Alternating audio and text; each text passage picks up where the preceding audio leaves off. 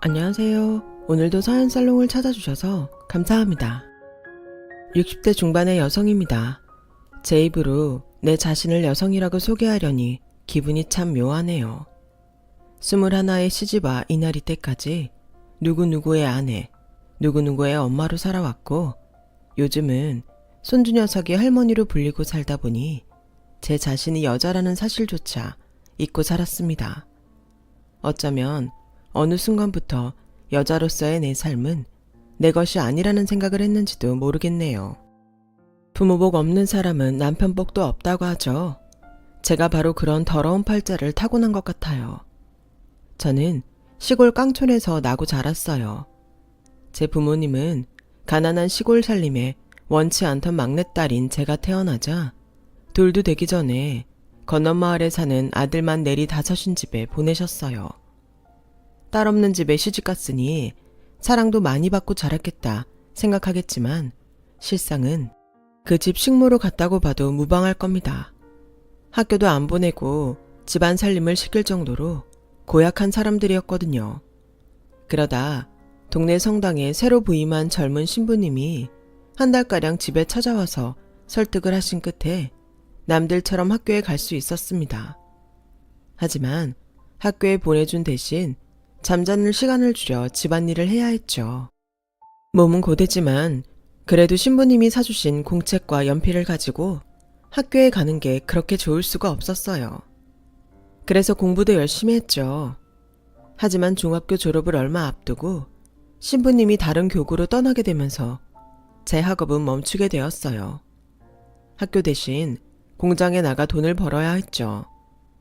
제가 21살에 이른 결혼을 했던 것도 지긋지긋한 집에서 하루라도 빨리 탈출하고 싶어서였어요. 그런데 그 결정이 오히려 제 발목을 잡을 줄 누가 알았겠어요. 남편은 아내와 사별하고 외아들을 홀로 키우고 있었는데 양조장을 해서 돈이 꽤 있는 부모 덕분에 변변한 직장 없이도 먹고 살 걱정 않고 사는 사람이었어요. 저를 키워주신 양부모님들은 돈 있는 집에 저를 시집 보내 덕을 좀 보려고 결혼을 서두르셨어요. 세간의 사위관 평판이 안 좋다는 걸 알면서도 말이죠. 남편은 결혼식 날부터 제게 손찌검을 해댔고 결혼기간 내내 집에 돈 한 푼 벌어다 주지 않았어요. 거기다 여자 문제로 저를 힘들게 했죠. 두 집 살림을 하며 기껏해야 한 달에 한두 번 집에 들어오던 남편은 저에게 좋은 남편은 아니었어요. 집을 뛰쳐나가고 싶다는 생각을 하루에도 12번은 했지만 홀로 남겨진 아이를 생각하면 불쌍해서 도저히 그럴 수 없었어요. 비록 내 배로 낳지는 않았어도 저를 엄마라고 부르며 따르는 아이를 어떻게 버리고 가겠어요. 말 그대로 애 때문에 참고 살았죠. 다행히 아들은 제 아빠와는 달리 제게 살갑게 굴었어요. 엄마 사랑을 못 받고 자라서 그런가 제게 사랑을 받으려 노력하는 아이가 안쓰럽고 애처로울 정도로요. 남편이 집에 오는 한 달에 한두 번 폭풍 같은 날들을 제외하곤 아들과 저는 여느 집 모자처럼 단란한 시간을 보낼 수 있었어요. 비록 시댁에서 생활비를 보내주시긴 했지만 평생 그렇게 살 수는 없을 것 같아서 저는 집에 일거리를 가져다 부업을 하게 되었어요. 부업이라고 해봐야 나물 뜯어다 말리고 양말 포장이며 봉투 붙이는 소일거리에 불과했지만 그렇게라도 돈을 모아 비상금을 만들어야겠다는 생각을 했거든요. 당시 노름에 빠져있던 남편이 시댁 문전 옥답을 곶감 빼먹듯 하나 둘 팔아먹는 걸 보며 위기를 느꼈거든요. 아니나 다를까 제가 시집 온 지 5년도 안 돼서 남편은 그 많던 시댁 재산을 싸그리 거덜내고 말았고 그동안 시댁에서 먼저 받던 생활비는 뚝 끊어지고 말았어요. 거기다 아들 자식 때문에 하루아침에 길바닥에 나앉게 된 시부모님까지 제가 부양하게 되었죠. 아버님은 화병으로 쓰러지셔서 이듬해 세상을 떠나셨고 어머님은 현실을 받아들이지 못한 채 여전히 있는 집 마나님 행세를 하며 없는 살림을 깎아먹고 사셨어요. 어머님, 이 옷감은 다 뭐예요? 이 비싼 걸 어디서 가져오셨어요? 철이 바뀌었으니 새 옷을 좀 만들어 입어야 하지 않겠니? 대놓고 옷감 받아 쓰는 집에서 특별히 외상으로 사온 거다. 너도 한번 만져봐라. 이게 일제 실크라는데 감촉이 얼마나 좋은지 몰라. 내일 당장 양장점에 들러서 투피스 좀 해 입어야겠다. 애미 너도 한번 해주랴. 어머님, 저희 형편에 일제 실크가 웬 말이에요. 이리 주세요. 제가 가서 무르고 올게요. 당장 먹고 살 돈도 없는데 이런 데 쓸 돈이 어딨다고 매번 이러세요. 제발 정신 좀 차리세요, 어머님. 애 육성 회비도 못 내서 쩔쩔 매는 거 아시면서 어쩜 이러시냐고요. 저 정말 힘들어요, 어머님. 서러운 마음에 눈물까지 뽑고 나면 그때는 조금 정신을 차리시는 것 같았어요. 하지만 얼마 지나지 않아 가게에서 외상 과일이며 고기를 떼어 오시곤 나몰라라 하기 일쑤였죠. 그 뒷감당은 늘 제 몫이었어요. 소일거리로 버는 돈으로는 턱없이 부족해서 아이를 어머니께 맡기고 파출 일도 나가고 식당 일도 나가며 하루 벌어 하루 사는 생활을 했어요. 그러던 어느 날이었어요. 일을 마치고 지친 몸으로 집에 돌아왔더니 남편이 와 있더군요. 어머님은 어디서 났는지 고깃국까지 끓여서 남편한테 먹이고 있었어요. 남편은 딱 봐도 노름판에서 몇 날 며칠을 뭉개다 온 사람 티가 났어요. 덥수룩한 수염에 와이셔츠 칼하며 손목 시접에 때가 잔뜩 끼어 있었죠. 며칠 굶은 사람처럼 허겁지겁 국에 밥을 말아먹은 남편은 상에 숟가락을 놓기가 무섭게 안방 서랍을 뒤지기 시작했어요. 남편이 눈에 불을 켜고 찾아댄 건 바로 땅 문서였어요. 제가 시집 올 때 아버님이 제게 주신 땅이었죠. 아버님이 남편 몰래 간직하라고 하셔서 늘 서랍 깊숙이 넣어두었는데 남편이 그걸 어찌 알고 찾으러 온 거였어요. 온 안방을 다 뒤집어도 안 나오자 남편은 제 멱살을 쥐고 땅 문서 내놓으라고 윽박질렀어요.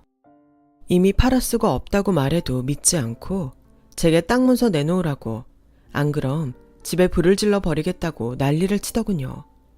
저도 이판사판이다 싶어 소리쳤어요. 그래요. 어디 불질러 보세요. 나도 더는 이러고 못 살겠으니 이참에 다 죽어버립시다. 빨리 불 질러요. 지르라고요. 목에 핏대까지 세우며 악을 쓰는 저를 보자 남편은 당황한 표정이었어요. 저를 평생 자기 앞에서 고분고분 살 줄 알았던 쑥맥으로 알았을 테니 놀라기도 했겠죠. 그렇게 온 집안을 뒤엎은 남편은 다시 집을 나갔어요. 그리고는 영영 돌아오지 않았어요. 도박판에서 엄청난 빚을 졌던 남편은 빚쟁이를 피해 도망다니다 한겨울 길바닥에서 객사하고 말았거든요. 남편의 사망 소식에 어머님은 정신줄을 놓으셨고 저는 죄책감에 시달려야 했어요. 사실 그 땅은 저를 키워주신 양부모님이 일찌감치 가져갔거든요. 저를 키워준 값을 시댁에서 받겠다고 하길래 시부모님께 패기치기 싫어서 내줘버렸던 거죠. 이후 다시는 저나 시댁에 찾아오지 않겠다는 약속을 받고 말이에요. 그 사실을 몰랐던 남편은 땅을 팔아 도박 빚을 갚으려 했던 것 같아요. 그런데 남편이 그렇게 죽고 보니 어떻게든 땅 문서를 지키고 있었다면 그이가 그렇게 죽지는 않았을 거란 생각에 괴로웠어요. 하지만 누구한테도 이 얘기를 할 수 없었어요. 어머님도 아들도 저를 원망할 거란 생각에 겁이 났거든요. 그래서 입을 다물기로 했어요.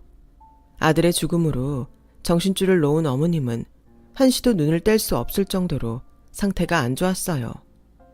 그런 어머님을 두고 밖에 나가 일을 하는 건 도저히 안 되겠더라고요. 그래서 고심 끝에 이럴 바엔 차라리 집에서 장사를 하자 싶었어요. 아들이 오전에 학교에 가서 저녁 밥 시간이 돼서야 돌아오니 그 사이에 집에서 음식을 만들어 팔면 어떨까 생각한 거죠. 그렇다고 얼마나 팔릴지도 모르는데 음식을 양껏 해둘 수도 없어서 그때그때 끓여 팔 수 있는 칼국수와 수제비를 팔기로 했어요. 텃밭에서 배추를 뽑아다가 겉 이파리는 된장을 풀어 배추국을 끓여 먹고 알맹이로는 겉절이를 묻혀서 내었어요.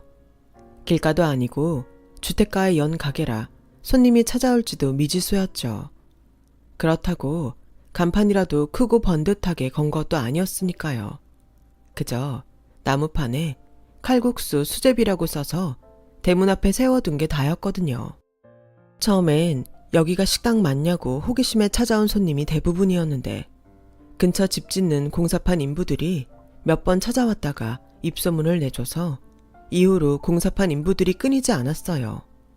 거기다 동네 분들도 소문을 듣고 찾아와 주셔서 다행히 허탕치는 날 없이 장사를 할 수 있었답니다.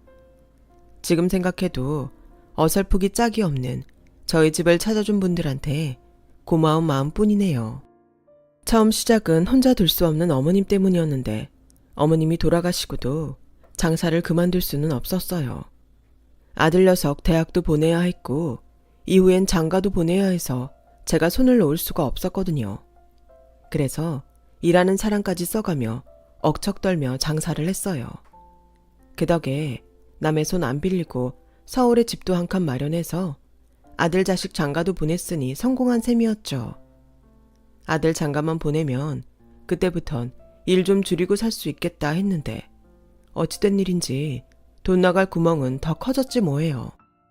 며느리가 임신했다길래 며느리한테 전화 걸어 아가 뭐 갖고 싶은 거 있냐? 뭐든 하나 해줄 테니 말해보렴. 이랬더니 마치 기다렸다는 듯이 바로 어머님 저 태교 여행 보내주세요. 이러지 않겠어요? 저는 태교 여행이 뭔지 몰랐던지라 태교 여행은 어디로 가는 거냐고 물었더니 이러지 뭡니까? 어머님이 형편이 되시면 괌으로 보내주시면 좋고요. 정 안 되겠다시면 싼 맛에 제주도라도 가야죠 뭐. 다 어머님 손주를 위해 한 건데 어머님이 돈 아끼시겠다고 아무데나 보내시지는 않을 거라고 믿어요. 어머님 저 어디로 보내주실 거예요? 지금껏 제주도는커녕 부산 해운대도 한 번 못 가본 제게 며느리는 아직 태어나지도 않은 손주를 앞세워 여행을 보내달라고 하더군요. 전화를 끊고 제 가게에서 일하는 젊은 애엄마한테 태교 여행이 뭐냐고 물었더니 자기도 그런 건 안 가봐서 잘 모르겠지만 젊은 엄마들 사이에 임신 중에 태교한다는 핑계로 여행을 가는 사람이 더러 있다고 하더군요. 여행이란 게 어디로 얼마나 갔느냐에 따라 비용이 다르지 않겠어요? 며느님은 얼마나 가 있을 거래요? 짜게 간다고 해도 수백만 원은 좋게 들걸요? 제주도로 간다고 해도 돈이 적게 들지는 않을 것 같은데 아주머니가 그 돈 다 대주시게요? 젊은 엄마 말 맞다나 여행사에 전화해 알아보니 태교 여행에 수백만 원에서 수천만 원대까지 든다고 하더라고요. 자동차 한 대 값을 주고 여행을 간다니 저로서는 이해가 안 가는 일이었지만 며느리도 그렇고 아들놈도 대놓고 바라는 눈치라 안 해줄 수가 없었어요. 거기다 아들놈은 한술 더 떠서 지도 회사에 휴가를 내고 따라가겠다고 하는 통에 비용은 곱절로 들어서 총 1,000만 원이나 보내주게 되었어요. 지 새끼 잘 되라고 여행 간다는데 좋게 보내주자 싶어서 더는 말 않고 돈을 보내주었더니 다녀와서는 선물도 하나 안 사오더라고요. 엄마 미안. 이 사람이 입덧이 심해서 쇼핑을 나갈 수가 있어야지. 사람들 많은 데는 냄새나서 못 간 데서 리조트에서만 있다 왔거든. 사실 선물이라고 해봐야 냉장고에 붙이는 마그네틱이 고작일 텐데 엄마는 그런 거 필요 없잖아. 애초에 선물을 바랬던 건 아니지만 아들 녀석 말에 내심 서운했어요. 그런데 같이 일하는 젊은 엄마가 보내준 며느리 SNS를 보니 괌으로 태교 여행 가서 샀다며 옷이며 향수, 가방까지 한가득이더라고요. 거기다 지 친정 엄마 선물까지 잔뜩 사온 걸 보니 기분이 안 좋더라고요. 내 돈으로 지들 실속만 차린 게 못내 얄밉고 야속해서요.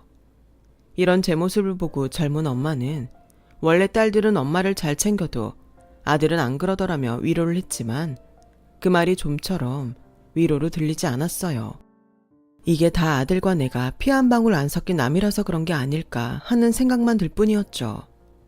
어차피 지난 일 야속해하면 뭐하나 싶어서 잊고 지내고 있었는데 이번엔 손주 녀석이 태어나면 산후조리를 해야지 하는데 지 장모는 일 때문에 바빠서 못 봐준다고 산후조리원에 들어가야 한다지 뭐예요.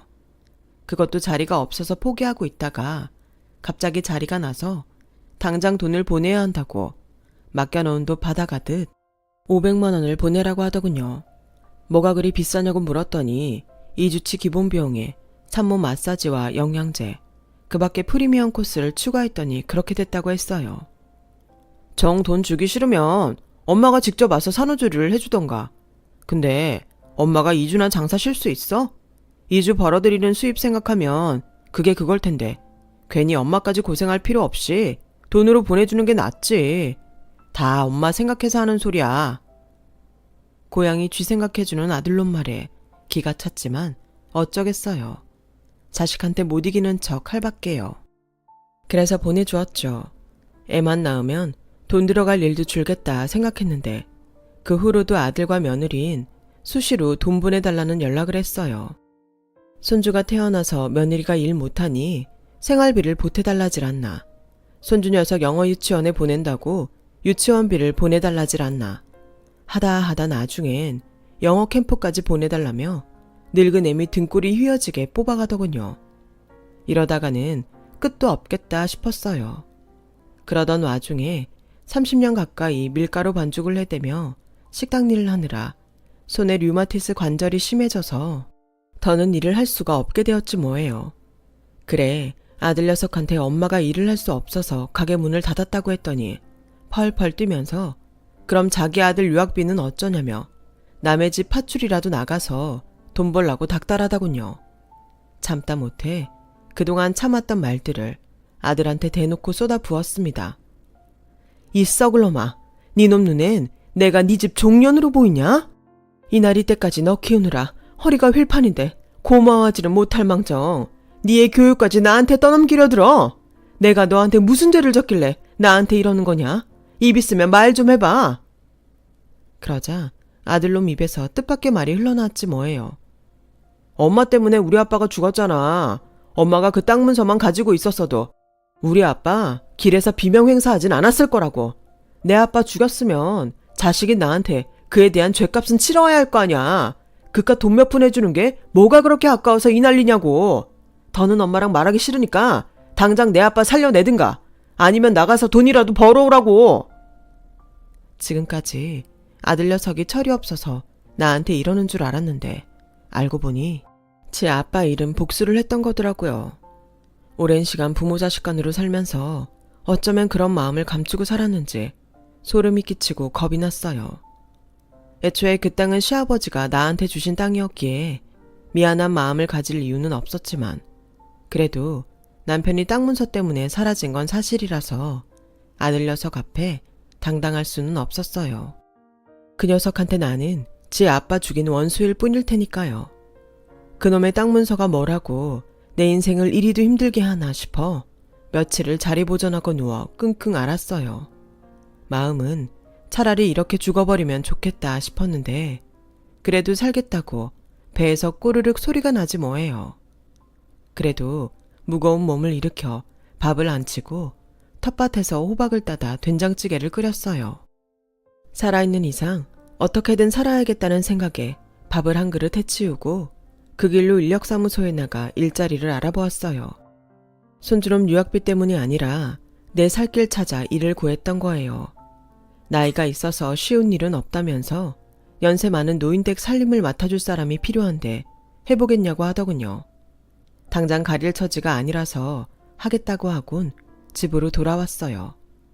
다음날 그 집에 가서 면접을 봤더니 출퇴근할 사람을 찾는 게 아니라 입주 도우미를 찾는 거라고 하더군요.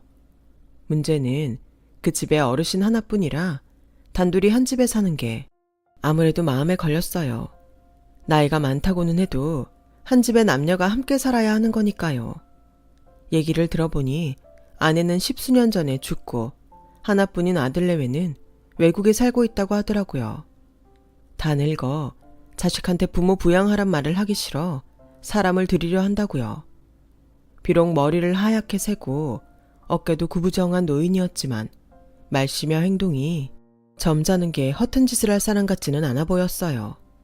그래서 하겠다고 해버렸죠.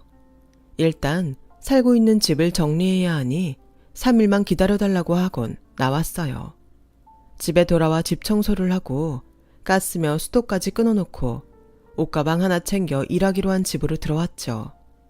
젊은 시절 독일 유학까지 다녀온 어르신은 서울에서 대학 교수로 살다가 정년 퇴임 이후 홀로 고향집에 내려와 살고 있었어요. 가끔 제자들이 다녀가기는 하지만 그 외에는 손님도 거의 없는 집이라 말 그대로 살림만 살면 되는 집이었죠. 어차피 나 혼자 살아도 하루 세끼 밥은 해먹어야 되는데 거기에 숟가락 하나 더 올린다 생각하면 일도 아니었어요. 집을 어지르는 사람도 없으니 집 청소도 어려울 게 없었고요. 그 집 어른은 발걸음도 조용한 분으로 식사 후에는 홍차를 마시며 서재에서 책을 읽곤 했어요.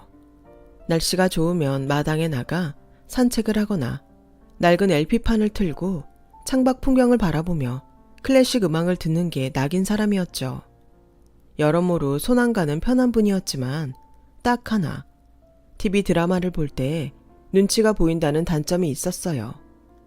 절간처럼 조용한 집에서 TV를 틀려니 나도 모르게 눈치를 살피게 됐거든요. 집에 가서 TV를 가져올까 몇 번을 고민할 정도였죠. 그날도 들릴동 말동 소리를 낮춰 일일 드라마를 보고 있는데 그날따라 재미있는 장면이 많이 나와서 나도 모르게 깔깔대며 웃었지 뭐예요. 한참을 웃고 쉬고를 반복하며 드라마 시청을 하고 있는데 옆에서 낮은 웃음소리가 들리더라고요. 고개를 돌려봤더니 어르신이 소파 옆에 서서 TV를 보며 피식피식 웃고 서 있었어요. 그러지 마시고 앉아서 같이 보세요. 잠시 머뭇거리던 어르신은 소파에 앉아 함께 드라마 시청을 했어요. 중간에 소리가 잘 안 들린다며 소리를 좀 키우라길래 소리까지 키우고 모처럼 제대로 드라마를 봤네요. 그날 이후 어르신과 저는 함께 드라마 시청을 하곤 했어요. 어르신은 전체 내용이 어떻게 되냐고 묻기도 하시고 그럴 때면 저는 신이 나서 내용을 설명해 드리곤 했어요. 저 애가 나쁜 년이에요. 본처를 내쫓고 안방까지 차지하고는 시부모 재산까지 털어먹으려고 저런다니까요. 아, 여자분은 눈도 없지. 애초에 저런 걸 왜 들여가지고.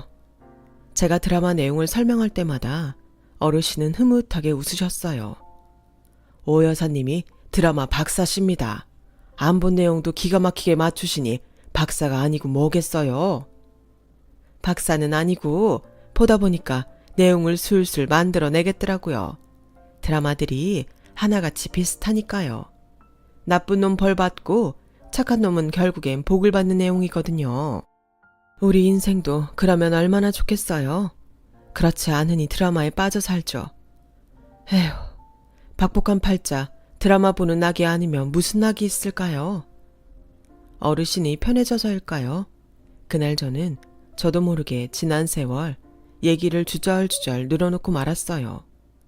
부모님한테 버림받았던 얘기며 도박에 미쳐 시댁 재산 거덜내고 객사한 남편 얘기, 내가 지 아빠 죽인 거라고 평생 내 등골 빼먹는 아들 얘기까지 몇 시간을 울고 짜며 떠들었어요. 그 얘기를 잠자코 들어주시던 어른은 제게 더는 과거에 발목 잡혀 살지 말고 이제라도 제 인생을 살라고 하시더라고요. 배우고 싶은 게 있으면 배우고 먹고 싶은 게 있으면 참지 말고 먹으라고요. 인생이 길어 보여도 세상 떠나는 건 한순간이니까 후회 없이 살라고 말이죠. 말이 쉽지 그게 가능해요? 애초에 돈이 없어서 남의 집 일하러 온 판인데 놀고 즐길 돈이 어딨어요? 다 팔자 좋은 소리죠. 어르신은 그러고 사셔도 되겠네요. 돈도 많겠다. 잘난 아드님도 외국에 있겠다. 한 번씩 휑하니 아들 보러 외국에 나가셔도 되고요. 안 그래요? 그러자 어르신이 씁쓸한 미소를 지으며 그러시더라고요. 아내도 아들도 앞서 보내고 혼자 남은 노인네가 좋을 게 뭐 있습니까?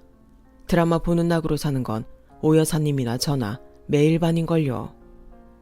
외국에 있다던 아들 내외는 몇 년 전 교통사고로 세상을 떠났고 슬아의 자식이 없던 터라 어르신한테 가족은 아무도 남지 않은 상황이었어요.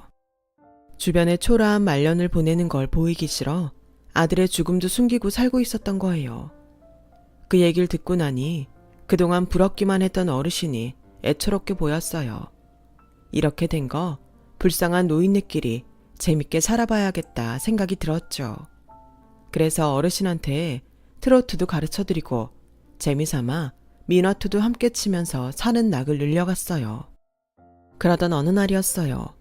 초인종 벨소리가 요란하게 울리길래 대문 밖에 나갔더니 글쎄 아들놈이 문 앞에 서 있지 뭐예요. 어떻게 알고 찾아왔는지 잔뜩 화가 난 아들은 다짜고짜 저를 밀치곤 안으로 들어와선 고래고래 소리를 지르며 난리를 치더라고요.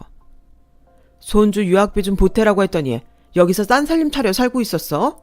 남자랑 살림 차려 사느라 연락도 끊고 있었냐고. 아무리 피 한 방울 안 섞였어도 명색이 내가 아들인데 나한테까지 비밀로 한 이유가 뭐야? 왜? 내가 알면 이 노인네 돈이라도 뜯을까봐 그런 거야? 아님 이 집 자식들이 전 남편 아들은 연 끊고 오라고 그랬어? 말해봐. 말 못하는 거 보니 그런가 보네. 이봐요 영감님, 우리 엄마 데려갈 거면 나한테 위자료 제대로 줘야 할 거야. 우리 엄마가 말이에요, 내 아빠를 죽인 사람이거든요. 그러니까 데려갈 거면 내 아빠 잡아먹은 위자료 주고 데려가라고요. 안 그럼 나 가만 안 있을 겁니다. 그때 저는 난생 처음 아들의 뺨을 때렸어요. 돈 내놓으라고 악을 쓰는 아들놈을 더는 참아줄 수 없었거든요. 내가 너한테 뭘 그리 잘못했냐? 내가 네 아빠를 죽였다고? 네가 봤더냐 내가 죽이는 거? 그 땅 문서는 네 할아버지가 나한테 준 땅이었다. 도박에 빠져서 자식도 안 돌보고 천하의 개망나니로 사는 네 아빠랑 결혼해줘서 고맙다고 나한테 준 땅이라고. 그런데 내가 왜 네 아빠한테 그 땅을 줘야 되는 거냐?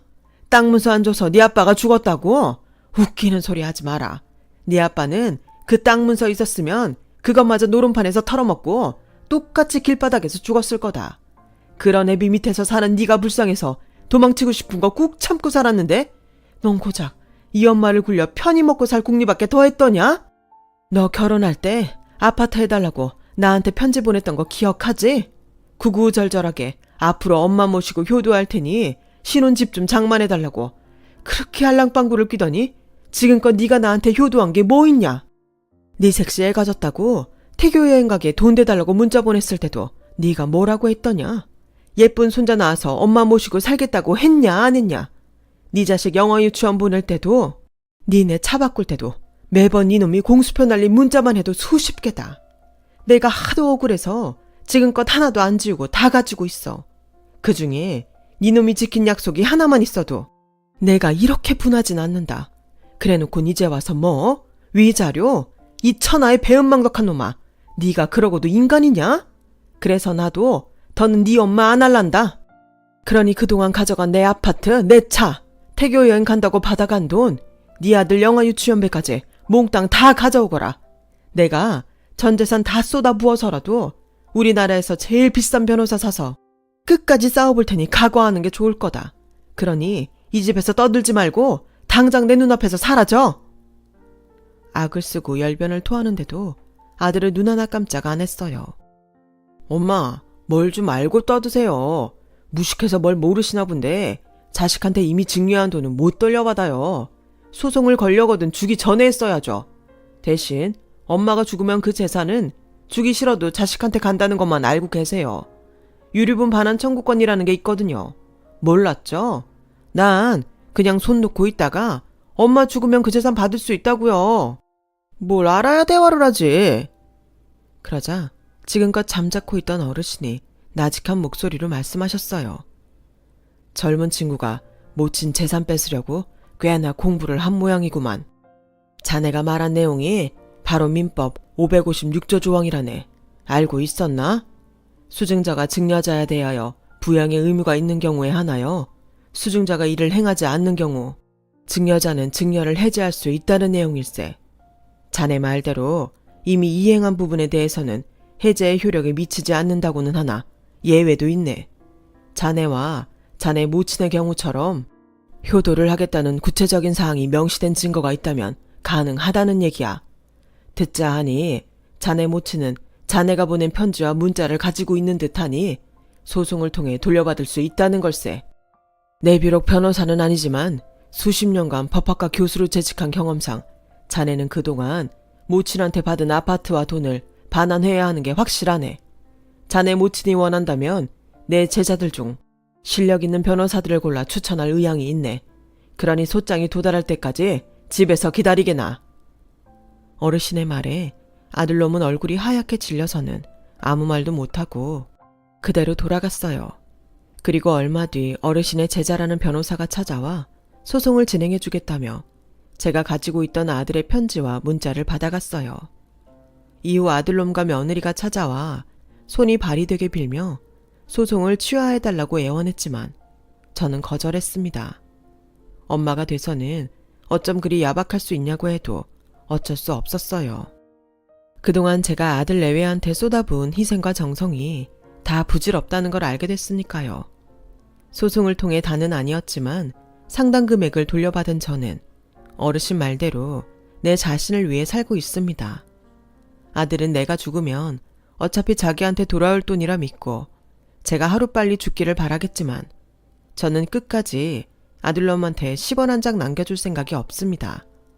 죽는 그 순간까지 깡그리 다 쓰고 갈 생각이니까요. 저는 더 이상 누구누구의 아내도 아니고 누구누구의 엄마도 아니고 누구의 할머니도 아닌 오말쑥으로 당당하게 살아갈 겁니다. 여러분도 이제부터라도 자기 자신을 아끼며 살아가시길 바랍니다. 지금까지 제 사연을 들어주셔서 감사합니다. 여러분, 사연 댓글에 응원과 현명한 조언 부탁드려요. 좋아요와 구독은 저에게 큰 힘이 됩니다. 오늘도 좋은 일 가득하세요.